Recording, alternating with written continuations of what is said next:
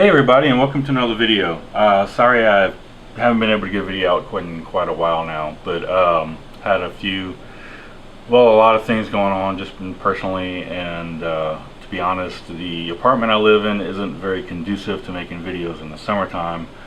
But I got some stuff I wanted to show you guys. I finally got a hold of the missing comics that were at my mother's house. I had to go down there for some other reasons, and while I was down there I went down and dug through my stuff and got a lot of what I was missing, so I wanted to show you what I got. I am still missing one comic though, this Daredevil comic right here. I have not come across this one yet, so I don't know what happened to this one. I know I have it, don't know where it is. Maybe there's a few more books that are missing, but this was all I could find so far. Now I'm starting off with these two. These are actually X-Files scripts, and it's kind of odd that I have these because I've actually never watched a single episode of X-Files, but I have these two scripts. They're dated July 1st, 1993 and January 24th, 1994. I can only assume these were given to me as a gift. I have no idea if they're original scripts or if they're just like copies, you know, that were given out like as kind of a fan thing. I really don't know, but I have them, so there they are. Whatever these episodes, Deep Throat and EBE, are the episodes. So any of you X-Files fans could probably fill me in on that. I looked at them. I couldn't see anything that would indicate if they were original or just copies, you know, or reproductions or whatever. I have no idea, but I do have them, so there you go. I also found, these are really neat. I knew I had some of these, but it's cool to finally find them. These are some little mini comic books. You can kind of see the size here. These are some G.I. Joes. Now I do feel like I have a couple of the Spider-Man ones as well, which may be with that missing Daredevil that I've got also. These were some mini comics that they put out, and they're just reprints of the originals. You can see there's, you know, the cover on the front and the cover on the back. There's actually 3 issues in each book. So for instance, this one has issue 15, 16, and 17 in this particular book. And so this is volume 6. I have volume 4, 5, and 6, and then this is volume looks like 2012 over here. So again, 3 issues in each book. This one is issues 9, 10, and 11. So it goes from issue 9 up to, what did I say, 17. So issues 9 through 17 are represented here, and then this one is, I believe, in the 20s. This is issues, no, I'm sorry, 30s. 32, 33, and 34 are in this particular book. So these are kind of neat. I know they're kind of hard to find. I think Reggie post some of these on one of his videos, and I knew I had some, but I finally forgot to find them. So those are really cool. Those are neat to have. Sticking with Marvel, I have a Ghost Rider. Now I have some Ghost Rider here, but I guess I forgot I had this one. This is Ghost Rider and X-Men, issue number 26. This is from 1992. Cool Jim Lee cover, which is really neat. I don't remember Jim Lee doing Ghost Rider stuff, but this is a Jim Lee cover on Ghost Rider, so really neat to have. Maybe it's because it's the X-Men, maybe they had them come over.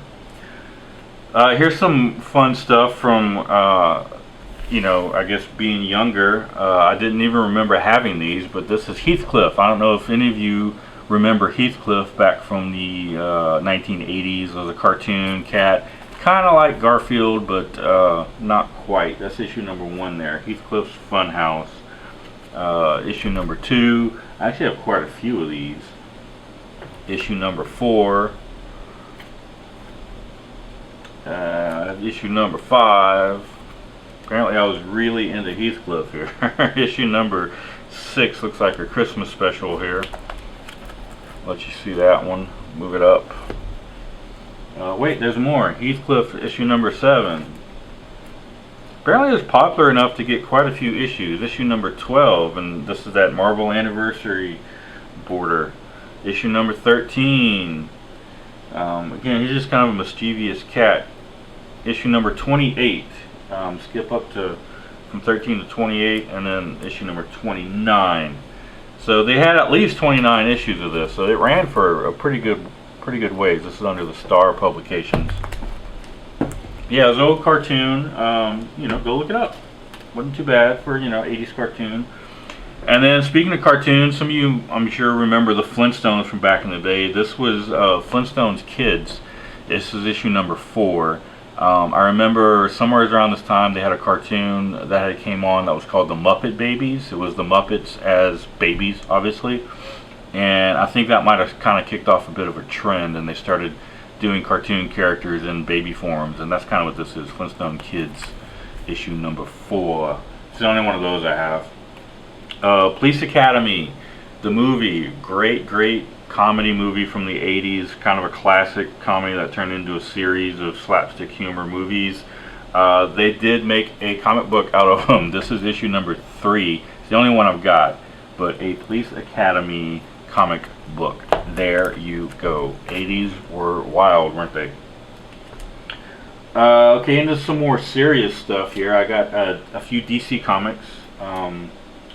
Oh wait, one more Star Comics. Here we go. This is another cartoon toy line that had a comic book. And this is issue number 1, the fabulous first issue of Air Raiders. Power is in the air. And I remember this toy line. The toys, you know, had all these vehicles, and they had like pumps on them, and the pumps would fire the rockets and stuff. So, you know, using air power, obviously. So you could, I remember you could shoot the little rockets off of them. They had like a little button you would push. It was basically just an air pump, and you'd push it, and the air would fire the rocket off of the ship. And I'm sure they did some other little, you know, gadgets and gizmos with using air pumps and stuff. But that was kind of the theme, was with everything was with air, and this was the Air Raider. So this is the first issue of that. Okay, now we get into the more serious stuff. DC Comics, Blue Beetle, Millennium Week 2. This is issue number 20 from January of 1988. No Help, No Escape. I was not a big Blue Beetle fan. I'm not sure why I even bought this one, but I have it. I don't remember getting it, so I really don't know much about this book, other than I have it and I did not remember having it. Let me try to get through some of these a little quicker. I've got another pretty good stack to go through here. Sticking with DC, Superman. I knew I had some Superman books. This is Superman issue 407, May of 1985. A big 75-cent price tag on here, where Superman loses his ability to fly and all the other people can fly. So, kind of interesting.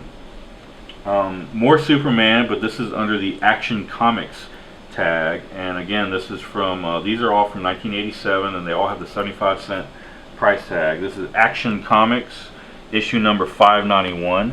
Looks like Superman versus another version of Superman. I do not remember the story. I remember the dog is in it, though. The super dog, Crypto, or is it Crypto? Yeah, Crypto is in that one. I do remember the dog being in it. This is one that I saw in another video, and when I saw the cover, I said, I have that one. I knew I had it. I knew it was in that stack, and sure enough it is. This is Action Comics 594, the Man of Steel versus the Man of Gold, Superman versus Booster Gold. And Superman and Booster Gold have a fight. Of course, at the end, you're led to believe it's not the real Booster Gold, he's an imposter. But yeah, I knew I had that one. And again, this is another one that I saw in another video, and as soon as I saw the cover, I said, I have that one. This is the very next issue. I think it's the next issue. Yeah, the very next issue, 595, Action Comics. The Silver Banshee by John Byrne versus Superman. So again, these covers caught my eye, and I remember comics by the covers more than anything else. So as soon as I saw the covers on both of these, I was like, I know I've got those. I know I've got those. I just had to get them. I just had to find them, and I finally did. So they're now back home in my collection. Now remember too, all of these had been loose. These were all loose at my mother's house, just sitting in a box, completely loose since the day I bought them. So we're talking loose for over 30 years. And as soon as I got back home with them, I started putting them in bags and boards to protect them. So they are now here, and they are now safe, bagged, and boarded. Alright, here's a cool one. This is another toy cartoon line that was kicked off with corresponding comic book series to correspond to the cartoon and the toy line. Mask. I don't know how many of you remember this show or this toy line, but it was pretty cool. All of these were just like regular vehicles, and the vehicles could convert into like a battle mode. So this was a sports car that could convert into like a airplane with weapons. This was a motorbike that could convert to a helicopter. You had the 18-wheeler. The bad guy had a helicopter that could switch into an airplane, a jet plane. So it's pretty cool. Again, this is 85 with a 75-cent price tag on it, from DC Comics, the newsstand edition, of course. And this was a 4-part mini-series that they put out, again, to kick off the whole cartoon series. And you might be able to see in this one, you know, the corner here is pretty, I don't know if you can see it, but you know, I've got a lot of fold wrinkles here. So they're not in great shape, but they're at least together. This is issue number 2 of the 4-part mini-series. This is issue number 3 of the 4-part miniseries. There's Miles Mayhem. He's the leader of the bad guys. They're called Venom.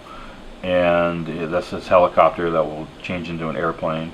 And then I've also got issue number 4 of the 4-part miniseries. So this is the full 4-part miniseries that kicked off the toy line, or that helped to kick off the toy line and the cartoon that was also on TV as well. After the miniseries, they went into a regular series. So the numbering just started over again. So we've got issue number 1 from 1987 here, and this is just the regular series, Mask, issue number 1 right there. There you go. Issue number 2 from the regular series, still at the 75-cent, March 1987. I've got a few of these actually. I knew I had some masks sitting around somewhere. This is issue number 3 from the regular series. This is issue number 5 from the regular series. I'm missing number 4, but this is number 5 from the regular series. And then I make a jump to issue number 9 of the regular series. So that is what I've got for Mask. And I'm going to try to hurry up here. I got one more that I want to show you that I was really excited about because I knew I had them, and I just had to get my hands on them. And this is it. Also, in the late 1980s, you had another toy line that was also a cartoon that was kicked off with a mini-series comic book. And this is Eastman and Laird's Teenage Mutant Ninja Turtles. Obviously, the original Teenage Mutant Ninja Turtles was different. This is the one that kicked off the cartoon series. So this is what the cartoon was going to be based off of. And this is issue number 1 from that original 3-issue miniseries. And I also have issues 2 and 3. So I've got the complete miniseries of the original launch of the cartoon version of the Turtles comic book. Now I believe this was possibly 87. Don't quote me on that. I would have to go back and look it up. But I knew I had some Turtles comics. I was so glad to finally find them. And again, these were all loose, guys. These were all completely loose, just sitting around. After the mini-series, they went on to the regular series, and I've got issue number 1 of that as well. I was a big Turtles fan. I really liked the Teenage Mutant Ninja Turtles. And there's issue number 1 for the regular series. So there's the 2 number 1s from the cartoon version of Teenage Mutant Ninja Turtles. I've also got issue number 4 right here. I've got issue number 5 as well. I've got issue number 6 as well. There's going to be a lot of first appearances in some of these. I think this is, I want to say Leatherneck. I could be wrong. I could be thinking of G.I. Joe. Speaking of, I got a lot of G.I. Joes that I picked up from my mom's house as well, but that I'm not going to have time in this video to talk about them. Here's issue number 7. I remember the wrestling match when I knew I had this one for sure. Issue number 8. I've got quite a few of these. Issue number 9. I've also got issue number 10. I hope you can see these with no glare. And then issue number 11, I believe this is first appearance of the Rat King, if I remember right. But yeah, there you go. Teenage Mutant Ninja Turtles. There's what I've got. I knew I had them, and I'm just so glad to finally have them back here in bags and boards and finally safe, not just sitting loose. So there you go. That's my big collection. My lost comics have been found. At least the majority of them, I'd say 99% of them, have finally been found. I know I'm still missing the Daredevil. I may be missing one or two of those little mini comics of Spider-Man. There were two comics. There was a G.I. Joe comic and a Spider-Man comic with Kraven the Hunter that unfortunately were literally in pieces, that they were not salvageable. So they were just completely torn apart and in pieces. So those unfortunately have been lost to irreparable damage. But I'm hoping I can maybe find that Daredevil one day, and the other little Spider-Man books would be nice to find. But at least I got these. I've got the mask, and I got this Superman's. I knew for sure that I had those. So I'm very happy to finally have these back in my collection and safe and sound. So thanks for watching this video. I will try to get a few more videos out when I can. It's just been rough for me last couple months to be able to do any of this, but I wanted to show you these because I finally got my hands on these lost comics, and they are found.